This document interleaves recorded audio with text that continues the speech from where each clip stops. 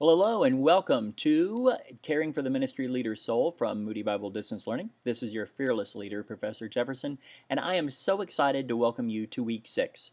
Week 6, it's Thanksgiving week, and I love Thanksgiving. I do.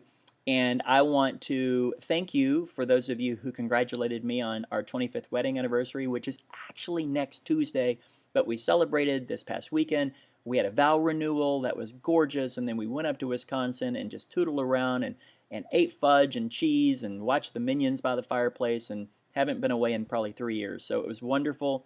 If you're on Friends with me on Facebook, you can see the pictures. So I just want to encourage you, if you're married, to hang on to Jesus. People ask me, what's the secret? What's the secret, Jeff? How did you stay married for 25 years? And I'm like, there is no secret. None. It's Jesus. We both held on to Jesus through the tough times. And because of that, we're unbreakable. I love this girl. I do. And we're a good team. Okay, I could go on and on about that. But it is Thanksgiving week, so I want to encourage you to get your assignments done, or do them now or do them later. Don't do them on Thanksgiving Day. Be thankful and stay with your family and hang out. We actually live far away from all of our family, so we do it. About 10 years ago, we started a thing called Friendsgiving for people who didn't have family around here. And on Thursday, we'll have like 25 people at our house. And one of them is from Brazil and had never experienced Thanksgiving before. Another one is from England, and they don't do Thanksgiving. So it's really cool. And people bring food, and we play games, and it's fantastic. So this week, you're going to be finishing McNeil, which is such a good book. I wish I had read a book like that when I was in seminary, but I didn't. So I read something online this week that said 83% of pastors did not feel that seminary prepared them to deal with people. And I would say amen to that. Even I got a degree in marriage and family therapy. That didn't even prepare me to deal with people, with sheep in a church. So you're going to be doing a reflection 5 from the McNeil reading. 3 questions. How to keep God on your mind and your heart throughout the day. Sort of a Brother Lawrence kind of thing, right? And what pain drives you to God? I think that's a very important question, because our pain can drive us to God or away from God.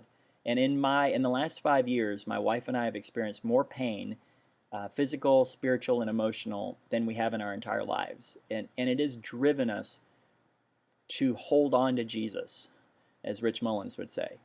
And the last one is, what small or large obediences can you celebrate? I do want to remind you something about these reflection papers. 600 to 700 words, 2 pages, double-spaced. And I'm getting some that are 5 and 6 and 7 pages long.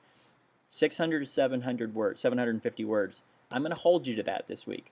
Let's be compact. Let's make our statement. Let's make our points, but let's see if we can get it within the 6 to 750 words. For your discussion boards, you'll be talking about call. So what does it mean that we're called? Can your call change? So you're going to be answering these questions. Which of your efforts to serve God has He particularly blessed? Or my favorite question out of these questions is, where do you feel most alive in ministry? And if you look at those answers, what does that mean to you? I will tell you, I've been a Christian for almost 30 years, and I have worked in children's homes. I have worked in psychiatric hospitals. I've worked in detention centers. I've worked in churches. I've worked in schools. But kind of all those different environments, there's one motif in it. There's one theme, and that is teaching. Wherever I have gone, I teach, because that's where I feel most alive. That's my calling. That calling can be used in multiple environments. So I want to encourage you with that. You may start out thinking you're going to do one thing, which actually some of you are now dealing with that. You think you're going to do one thing, but God will move you over here, or move you over there. So I just want to encourage you that as we think about our calling, it isn't necessarily to one place or one thing or one time. It may change. So I'm excited about this week. I love Thanksgiving. So the question of the week is simply this: what are you thankful for? Okay, I'm thankful for you. I'm thankful that you chose Moody Bible Institute. I'm thankful that I get to shepherd you through these 8 weeks.